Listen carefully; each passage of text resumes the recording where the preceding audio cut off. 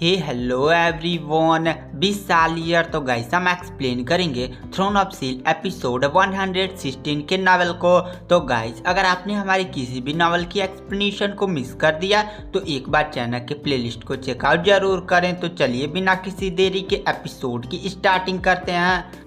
तो एपिसोड की स्टार्टिंग में जो कायर होती है वो लेवल 6 की कल्टीवेटर बन चुकी होती है और लेवल 6 पर पहुंचने पर उसके पीछे बड़े बड़े काले काले पंख आ जाते हैं। और गाइस मैं आपको यहाँ पर बताना चाहता हूँ कि जो लेवल 6 पर पहुंचता है उसके पीछे पंख आ जाते हैं। और हाउचन भी जब लेवल 6 पर पहुंचा था तो उसके पीछे भी गोल्डन पंख आ गए थे। और यहाँ पर हाउचन के पास दो तरह के पंख है, एक तो हान्यू के साथ जब कंबाइन करता है और दूसरा लेवल 6 वाला।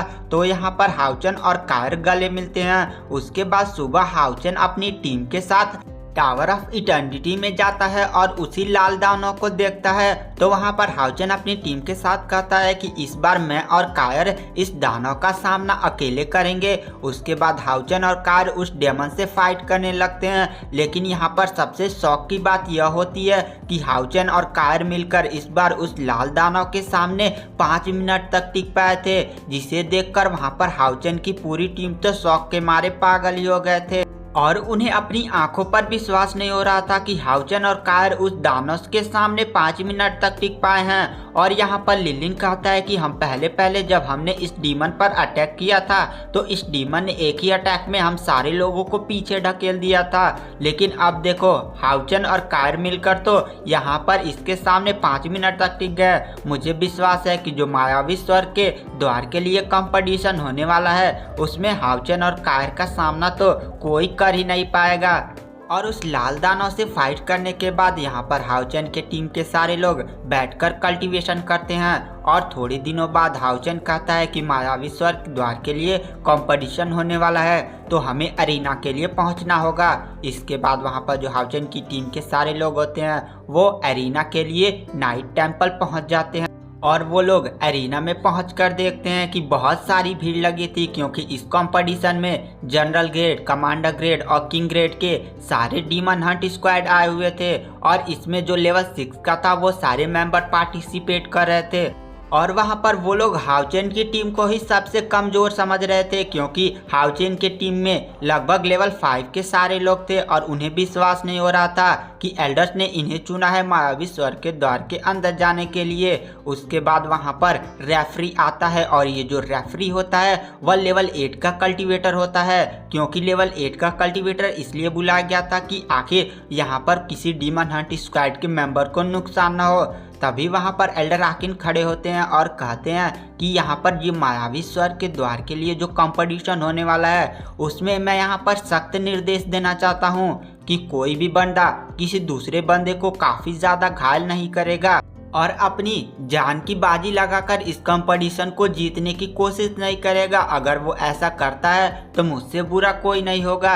और यहाँ पर मैं आपको बताना चाहता हूँ कि उस मायावी स्वर्ग के द्वार के अंदर जाने के लिए केवल 10 सीट हैं और यहाँ पर 100 से भी ज्यादा बंदे आए हुए हैं। तो चलिए बिना किसी देरी का इस कंपटीशन की स्टार्टिंग करते हैं। तभी वहां पर रेफरी आगे बढ़ता है और अपने हाथ में लिए हुए टैबलेट में 2 नाम चूज करता है, जिसमें हाउचन की टीम से चेन इंगर होती है और दूसरे टीम से एक मैजिशियन होता है जिसके पास वाटर की पावर होती है। और यहाँ पर ये जो मैजिशियन होता है वह लेवल 5 के फाइनल स्टेज का कल्टीवेटर था और जो चेन इंगर थी वह फाइनल स्टेज के एक लेवल नीचे की कल्टीवेटर थी।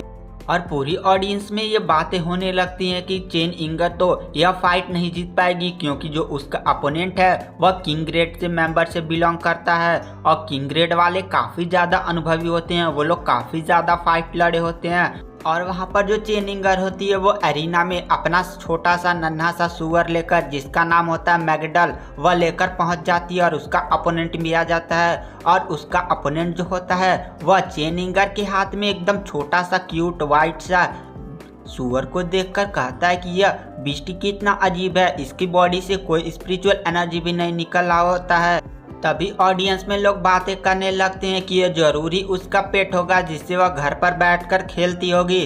तभी वहां पर जो चेन इंगर का अपोनेंट होता है वह अपनी पावर्स का यूज करते हुए वहां पर एक बहुत ही बड़ा बर्फ का भाला बनाकर सीधे चेन इंगर की तरफ फेंक देता है और वह भाला काफी स्पीड के साथ चेन इंगर की तरफ बढ़ा था। तभी जो चेनिंगर के हाथ में मैगडल था, जो चेनिंगर के हाथों को चाट रहा था, वह अचानक से हरकत में आता और जैसे चेनिंगर को भाला लगने ही वाला था, वह तुरंत कूदकर उस भाले पर बैठ जाता है और भाले को तुरंत चेनिंगर के कदमों में गिरा देता है। और यह देखकर वहां पर पूरी ऑडियंस काफी ज्यादा शॉक हो जाती है, क्योंकि वो छोटा सा सुअर इतना ज्यादा फुर्तीला और इतना ज्यादा एक्टिव कैसे हो सकता है। तभी वो जो चेनिंगर का अपोनेंट मैजिशियन था, वह तुरंत अपनी पावर्स का यूज करते हुए उस पर अटैक करने लगता है। तो वो जो छोटा सा सुअर होता है वह उस मैजिशियन की तरफ बढ़ने लगता है। तो मैजिशियन जो होता है वह अपनी पावर्स का यूज करते हुए आसमान से बहुत सारे भाले उस सुअर पर गिराने लगता है, पर वह सुअर को रोक नहीं पा रहा था और काफ़ी स्पीड के साथ वह उसकी तरफ बढ़ रहा था।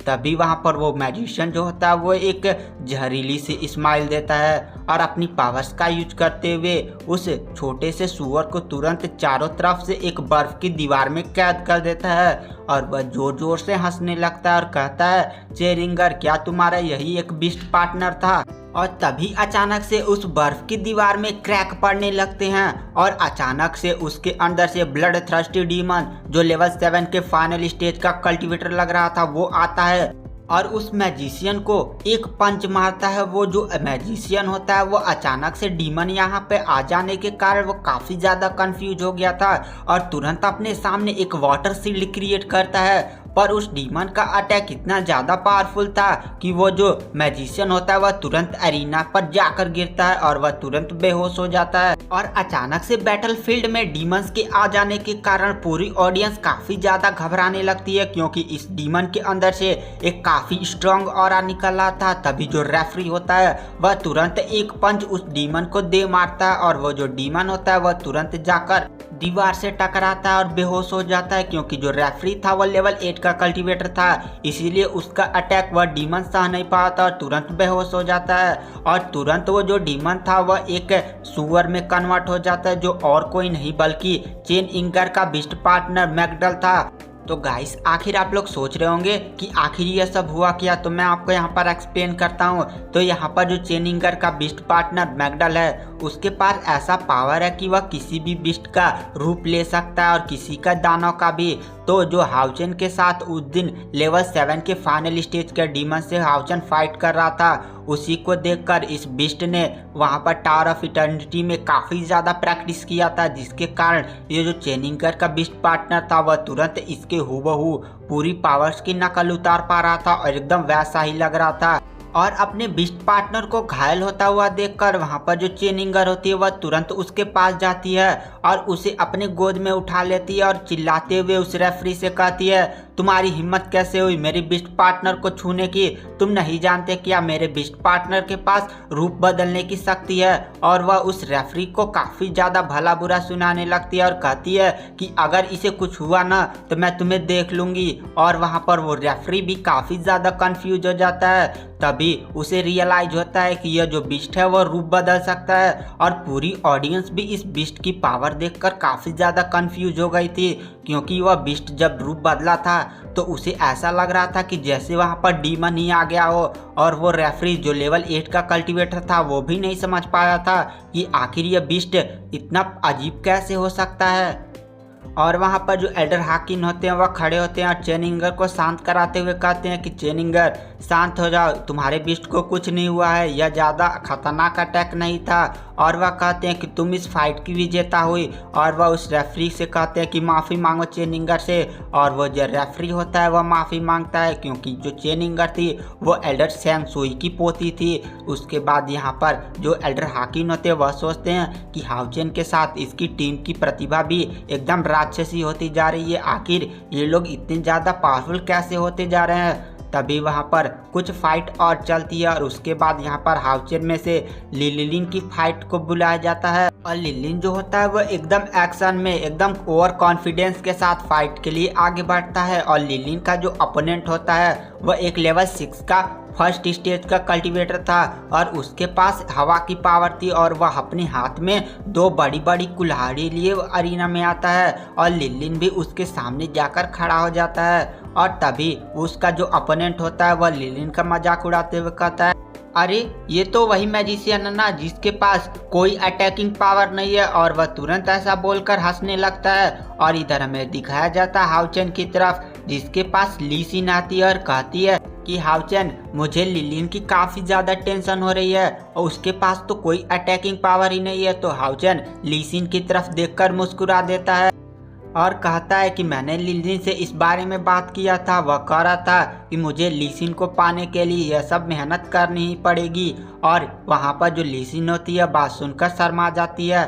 उसके बाद हमें दिखाया जाता है लिलिन की तरफ, जो उसके सामने खड़ा अपोनेंट को देखकर कहता है कि चलो पहले फाइट कर, निश्चय तो फाइट करके ही होगा। उसके बाद जो उसका अपोनेंट होता है वह लेवल 6 की पावर का यूज करते हुए अपने पीछे 2 गोल्डन पंख बुला लेता है और एकदम हवा की तेजी से सीधे लिलिन की तरफ बढ़ने लगता है। और सबसे खतरनाक बात यह थी कि जो लिलिन था वो अपनी जगह से 1 इंच भी नहीं हिला था, और जैसे ही वह कुल्हाड़ी लिलिन से केवल 1 ही मीटर पहुंचने ही वाली होती है, तुरंत लिलिन रिंग ऑफ फायर का यूज करके तुरंत अपने चारों तरफ एक बहुत ही बड़ा फायर शील्ड क्रिएट कर लेता है। और वहाँ पर जो उसका अपोनेंट होता है वह मुस्कुराता है और कहता है कि यह फायर शील्ड क्या तुम्हें बचा पाएगी, और तुरंत अपनी कुल्हाड़ी से उस फायर शील्ड पर अटैक करता है। लेकिन उसे कंफ्यूज इस बात से होती है कि जैसे उसने फायर शील्ड पर अटैक किया था उसका अटैक फायर शील्ड के अंदर चला गया था, और कहता है कि आखिर ये शील्ड कैसी है।